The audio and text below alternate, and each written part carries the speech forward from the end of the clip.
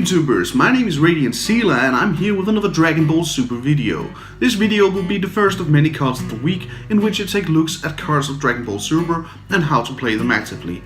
In light of the recent news of Bionic Strike Mecha Frieza Errata, I thought it would be potent to show you how to play the card post the Errata if you're just like me, an all-out Frieza fan, especially after that last episode of Dragon Ball Super, am I right?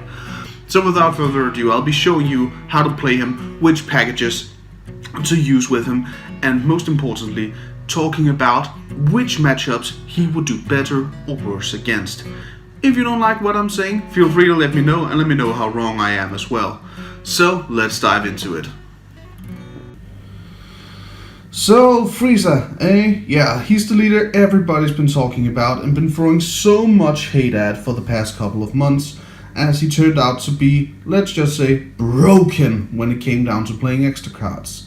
As such, the Errata from Bandai was right around the corner, and now we know what it is. So henceforth from the 1st of May, Frieza will only be allowed to use this effect during your opponent's turn and only once per turn.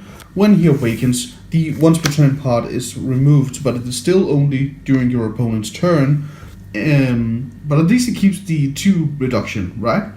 So, how to play this guy? You want to play this guy in 2 decks, I believe. You want to play him with the Saiyan's engine or with the Frieza Force engine. But before we go into the engines, I want to show you some of the cards that I think are just generally good with Bionic Strike Mecha Frieza. So the first one is the most obvious one, the one that features Frieza. It is called Bloodlust. This is particularly good against the Cell matchup, I would believe, as it does remove the Cell chain's potency quite as much, and as such allows you to build your hand more swiftly while costing your opponent's cards in their hand, which I think it's pretty damn good to stop that. So yeah, Gold Bloodlust, good counter. Okay, so Time's Judgment and Battering Laser are the 2 next ones that I think are pretty obvious. Time's Judgment is the universal counter at this point in the game. It negates the attack of 1 card, and then you may discard 2 cards to add discard to your hand again. So Time's Judgment returns to your hand after you play it, which means that it is a recyclable counter, so you'll only have to run 2, and then you can start energizing the rest because you can just recycle them into your hand. Again, Cell Chain is here a strong play against this, because if you don't have any cards in your hand, you won't have anything to discard, and if you don't have anything to discard, then you won't be able to return this card to your hand. Battering Laser is the mirror match opt-in here, in case Mecha Frieza will just keep coming back, or another Control E deck. Battering Laser is just a must play because it negates other counter cards by discarding yellow cards. So yeah, that's yeah, pretty self-explanatory. It's good against control, and this is pretty much against aggro. So 2 offs that I really like with Mecha Frieza, with his Errata incoming, is the Senzu Beam, which you can still play in every single Mecha Frieza deck. It gives you power and it gives you back your energy during your opponent's turn, meaning that even during his front side, where you can only use this effect once per turn, he still allows you to further counter with Senzu Beam because it gives you back your energy, so that's still a great play for Mecha Frieza. Rikuma Razor Gun is one that I didn't see enough play before, and I think it'll see a lot more now. It negates the attack if your leader is yellow, check, and afterwards the opponent's battle cards are unable to attack for the duration of the turn. It costs 4, so you'll only be wanting to use this if you have already awakened, but it is such a good card for stopping your opponents from winning during the turn that they had previously planned to, since it negates attacks for the duration of the round. This is what you'll want to buy into when you're against those tempo decks such as Vegito or Veggies. Next on the line are the, I think, most obvious choices for any Mecha Frieza deck. The Flying Nimbus is just so great because it negates the attack, discards 1 yellow card, and then your opponent can only attack with 1 more battle card this turn, meaning that if you have this and Rikuma Razor Gun, your opponent isn't going to be attacking a damn lot. So, strong versus flop decks. The Crusher Ball is just so good with the current meta being what it is, because it works even when your opponent is playing combos with Shugesh and then putting into Saiyans. So it stops those nasty blockers from being played with Shugesh in the 8 deck, and it has so many more uses by simply stopping your opponent from using their cards for just a single turn. It's most of the time enough to buy you into that victory. And with all of these cards in your deck, you're already very set for an early awakening by countering your opponent's plays. Especially since most decks play every turn, they play battle cards every turn, so Crush Your Ball will still just be a self-mill into a Awaken card. Now, going into the packages, the first package I want to show you is the Frieza Army package. Now, this is one that is, I think, the most rarely seen. You utilize one extra card that you can no longer pay health to play. It's Frieza's Call, and what it does is that it plays one of these 3 guys from your deck into rest mode. So you want to play Avenging Frieza into rest mode, which lets you look at the top 3 and then pick any one of these guys and add to your hand. When you're out of Avenging Friezas, you'll want to pick into Sorbet, unless your opponent has a Yajirobe on its field, because then you'll want to play Ginyu Force Skuldo and put Yajirobe into rest mode so you won't get revenge blocked. With these 3 you have the We Flood the Field engine. You'll be using the Dodoria and Destructive Frieza combo, Rush combo and Super combo to bring cards into your hand and put cards into your field, which will allow you to evolve into the more potent cards of your game. So there are this is your finisher for this engine. This is the Golden Frieza Resurrected Terror. It has 6 evolve into Frieza, triple strike, and when you play it, you place all rest mode cards into the drop area, meaning this bypasses barrier. Then choose all active, so the second effect doesn't bypass barrier, battle mode cards, except for this card, and switch them to rest mode. So it doesn't bypass barrier during its second effect, but if your opponent is already blocked, this is an excellent finisher, also because of the triple strike. However, paying those 6 a little steep, so let's do it during turn 4 instead. With the Occupation of Evil Frieza, what you get to do is double strike and activate main, place 2 of your yellow battle cards other than this card in the drop area, and then evolve directly into this card and draw 2 cards.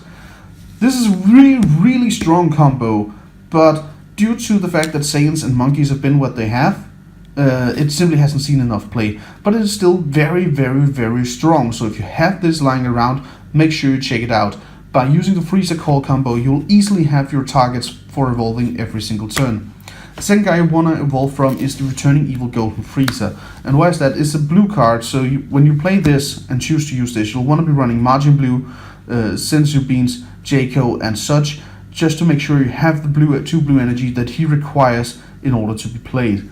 Now, why would you want to do this? It's because you can return your cards to your hand, meaning that you can get back combos, you can get back your Avenging Freezes to draw into cards, and you can return this to your hand and evolve into it again by using, if you have the resources of course, into this guy again, drawing more cards and emptying your opponent's field once more.